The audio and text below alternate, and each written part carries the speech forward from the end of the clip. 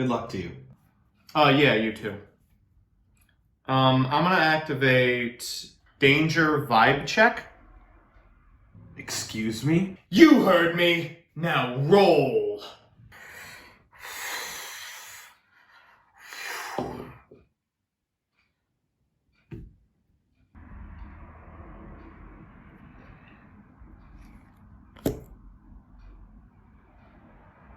Okay, game 2.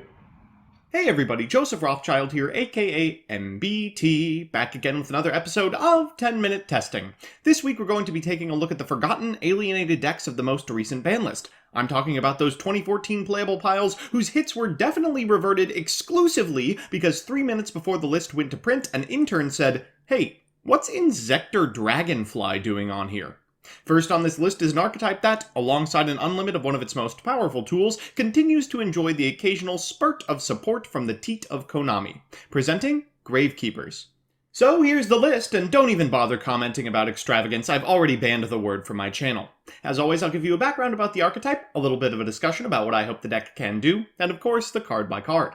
So firstly, for those of you that don't know, Gravekeeper is a deck that's been through about 1,000 different iterations, all of them too slow to keep up with the speed of the modern card game.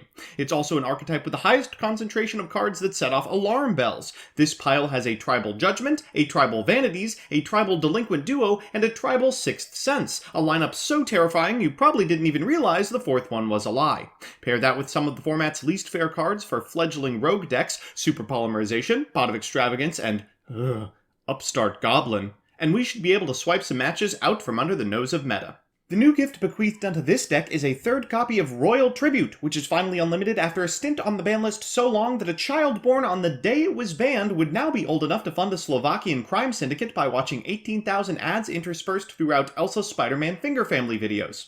This card, provided you've got a Necro Valley on the field, forces both players to discard all the monsters out of their hand. While some decks, like Striker, shuffle off attempts at sending the one hand trap they open to the graveyard, this rambunctious ritual represents an immediate victory against the likes of Salamangreat and Thunder Dragon. Hopefully, just by virtue of playing the instant win buttons of a better Vanities, a better Delinquent Duo, and Super Polymerization, we can do a good enough impression of a competent archetype. So with that, let's get into the card by card. Firstly, our Gravekeepers. We're on 3 Commandant, which is just a middle finger in the face of the terraforming limit, 3 Recruiter, which, I'm gonna be real with you Gravekeepers Chief, sucks. But sometimes you just gotta hold your nose, activate your brain hack, set one monster face down, and end your turn. After that we're on 1 Descendant, because it's both immensely slow and immensely searchable, 3 of our actual win con, Gravekeeper's Spiritualist, which fusion summons a big boy of a boss who can put the screws on any duelist who's just discarded their hand. Finally, we're on 3 Headman, who can reborn a level 4 Gravekeeper to the field to do it again. For spells, we're on 3 Necro Valley Throne, a combination Stratos and Double Summon, 3 Royal Tribute, 3 Hidden Temples, our Vanities, 3 Necro Valley, which is not just a pretty face, its effect has applications versus almost every meta deck, and a terraforming to find it. We're also on 3 Extravagance, 1 Upstart, and 3 Crime Against Humanity. For traps, we're on 3 Impermanence, 3 Tombs, and 1 Temple, searchable off of Supernaturalist. In the extra deck, we're on 3 of this sucker. Supernaturalist is a towers with around 3,200 attack, provided Necro Valley's on board, who searches a card in the end step, a better win condition than many nostalgia decks can claim. We've got poly targets of Starving Venom, Duplexer, and Mud Dragon, and a single link monster, Phoenix. So with that, let's jump into the games. Our first match is up against Demise and Ruin Incantation. Now, a lot of you suggested that I play Demise and Ruin in my Ritual Good Stuff deck, and to you I say, no, the deck was called Ritual Good Stuff.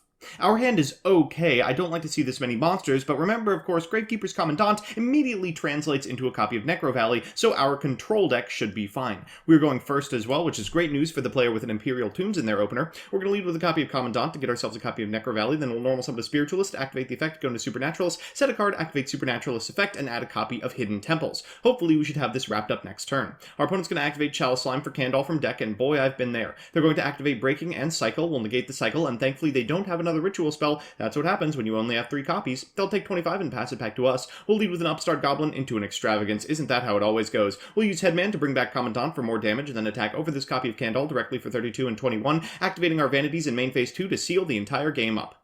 Well, after picking up a single game against Ritual, I feel confident in saying this is the best deck in the format. Okay, well, to prove it, we're going to have to beat the current best deck in the format, Orcust, so let's get cracking. Our opponent for Game 2 is playing said deck and going first. Unfortunately for us, their hand looks quite good. Ours is fine as well. Let's see if we can beat what they build. They're going to lead with a copy of Foolish Burial, setting a Harp Horror, followed by a Danger Jackalope, discarding a Phantasme. If I was sniping, this never would have happened. They'll link summon a copy of Galatea. They drew the Babel, which means they can use Galatea to set a copy of Climax, shuffling back this copy of Harp. Afterwards, they're going to send a copy of Symbol Skeleton, link summon a Longirsu with this Chusinoko, then bring back the Galatea and Z-summon a Dingirsu, setting a copy of Symbol Skeleton under it. We'll lead with a copy of Pot of Extravagance, testing of course for Climax at all times. Unfortunately, they have an Ash Blossom. While the Necro Valley should fetch it, and it does, we do have redundancy in our hand. We'll activate Commandant for another Necro Valley, activate Necro Valley, normal summon a Recruiter, and pass. It's not pretty, but it might get the job done. Our opponent's going to activate Galatea, setting a copy of Climax. It would be devastating, except that we already have the answer set in the form of an Imperial Tombs. We're going to add a Spiritualist to hand, and they'll pass it back. For turn, we draw another Spiritualist. Great. We'll activate Spiritualist's effect, they'll activate Climax, and we'll activate Imperial Tombs. So we will go into a Supernaturalist. Now, unfortunately, we can't clear the ding, because clearing the extra monster zone means they can summon another ding and out our Supernaturalist. So we're forced to chip in over Galatea for the next 8 turns. It's not a winning strategy, and now we're facing down a Boral Sword Dragon. Our opponent doesn't have the resources to completely destroy us, which is a win. We'll activate Headman's effect to get back Spiritualist, then we'll use Spiritualist for a defense position Supernaturalist, and Hidden Temples should allow us to survive another combat step. Our opponent's going to go to battle phase, attack over our copy of Supernaturalist, and destroy our copy of Hidden Temples in the process, passing it back to us. We've got a bunch of monsters that do just about nothing. We'll set one of them and pass it back to our opponent, who finally finds a Cosmic Cyclone, and now is able enough to pop off that I feel comfortable conceding. Okay, maybe not the best deck. Let's move down a couple of rungs on the ladder and try something a little more our size. It's time for Game 3, and you know what that means, a best-of-3 versus meta.